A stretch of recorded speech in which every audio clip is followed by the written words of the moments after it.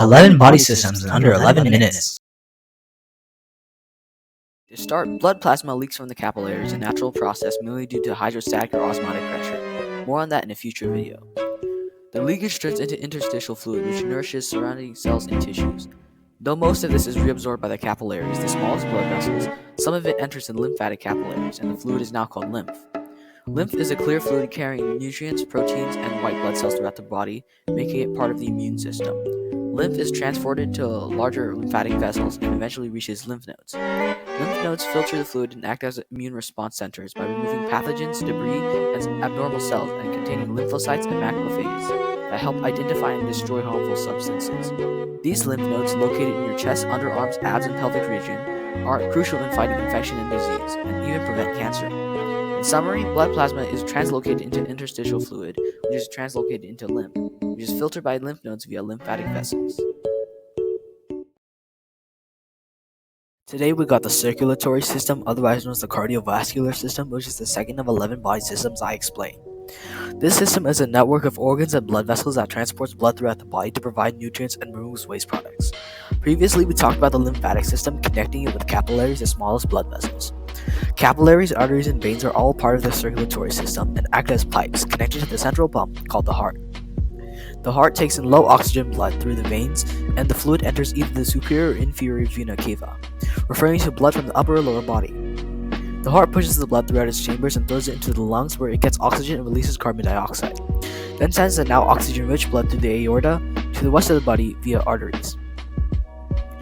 The blood, after delivering oxygen and nutrients, becomes deoxygenated and collects waste again, then goes back to the heart, repeating the cycle. This is how the body maintains overall health and therefore homeostasis. Alright, so the third body system we're going to talk about is the digestive system. Overall, the digestive system is responsible for breaking down food into nutrients that can be reabsorbed by the body.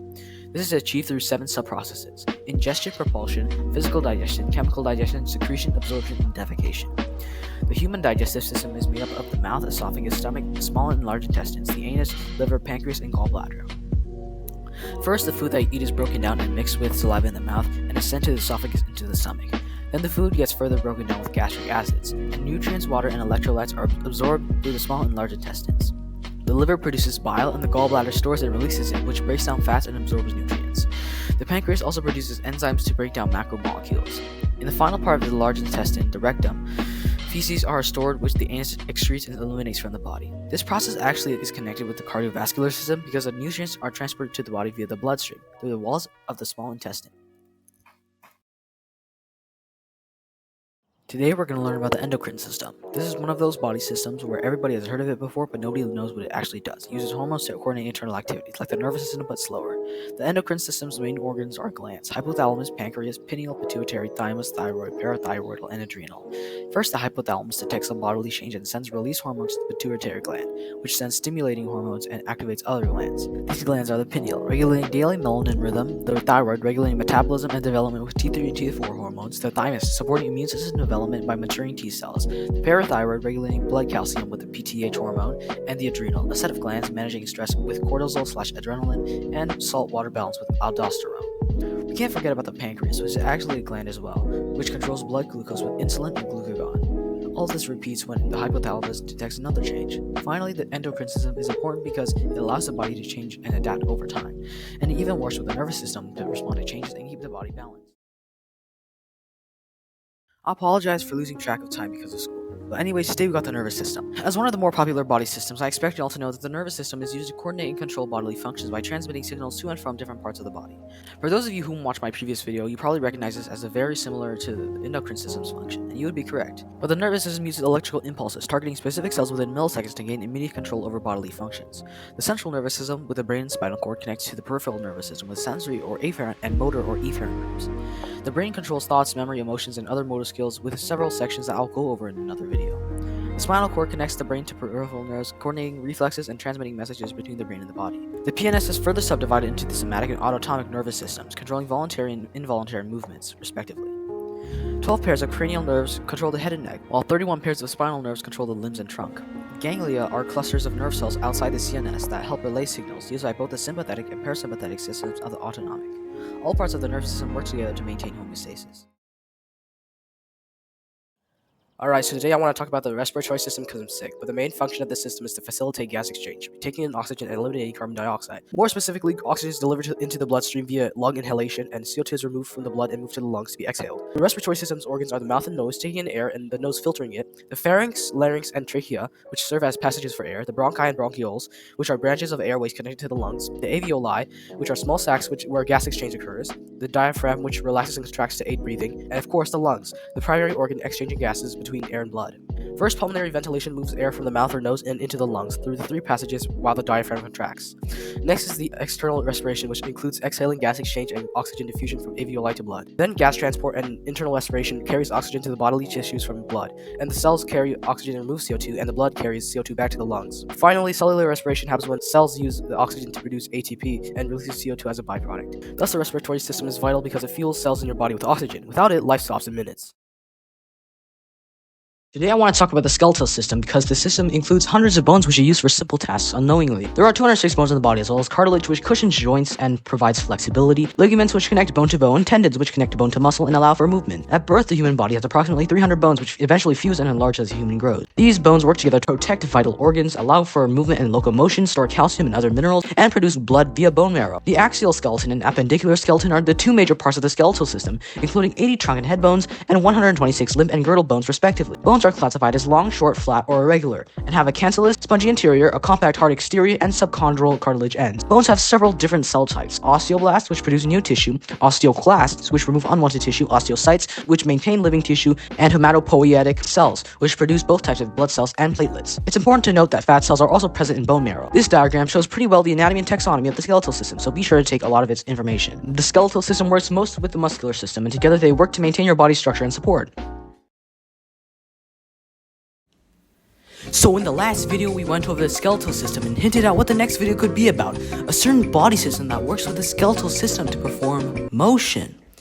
The system in question being the muscular system.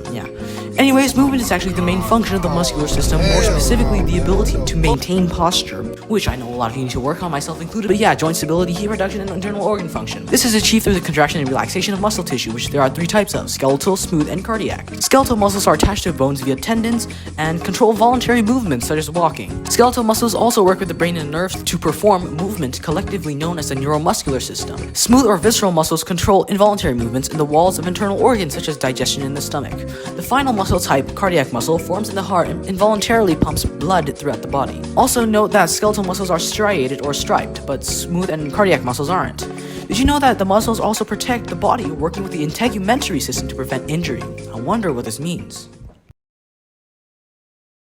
I told you all that the muscular system works with the integumentary system to prevent injury in the last video, but how? Today we will go over this integumentary system. Its main function is not only to protect the body by acting as a barrier, but it also plays a significant role in maintaining overall body homeostasis. It is heavily debated over whether the integumentary system is an organ system or a single large organ. However, for the purpose of this video, it will be considered an organ system. The parts of the integumentary system consist of the skin, hair, nails, and several glands. The skin, more specifically the dermis and epidermis, is responsible for being a physical barrier from the external environment, regulating temperature, producing vitamin D, and healing wounds. The hair insulates the body from the cold, protects the head, and contains nerve endings that detect movement and touch, whereas nails protect the edges of your digits and are involved in grip. Sweat glands produce watery and oily sweat to cool the body and respond to emotions respectively. Sebaceous glands produce sebum, which lubricates the skin and hair, and ceruminous glands produce earwax, keeping the ears moisturized and trapping foreign pathogens. Mammary glands are present in both males and females, but really only serve their purpose in females, producing milk to provide nutrients for the young. Thus we have the integumentary system, and the system also works with the urinary system to excrete waste and maintain homeostasis.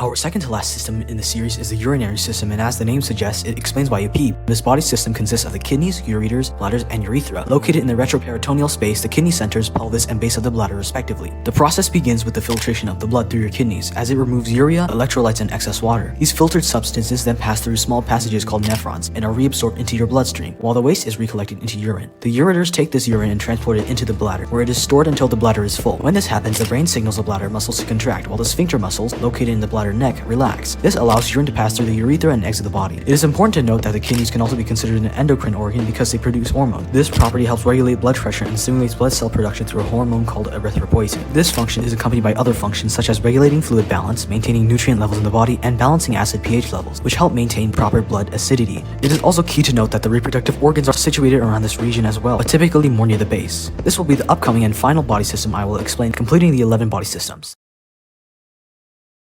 So you probably know that humans make babies, as you yourself were once a baby, but how, you might ask? Our final body system explains the process of human reproduction. The reproductive system is different in males and females, but they are both designed for creating life. First up with the male system, the testicles produce sperm and the hormone testosterone. The latter regulates sperm production, and through the sexual response cycle, sperm travels through the vas deferens, mixes with fluids, and is released from the urethra during emission. Now for the female reproductive system, the process starts when the pituitary gland produces the hormones FSH and LH, initiating the ovulation stage of the menstrual cycle. When this happens, an egg, or in multiple eggs in rare cases, is produced by the ovaries and travels down the fallopian tube, where it could meet the sperm that was released during male emission. Now there could be a possibility for the egg and the sperm to fuse in a process called fertilization. If the egg is fertilized, it travels down the uterus as a zygote and implants into the endometrium, initiating a process you might be familiar with called pregnancy. Now I will go later in depth on what follows and what details are worth noting, but that concludes our series on the 11 body systems.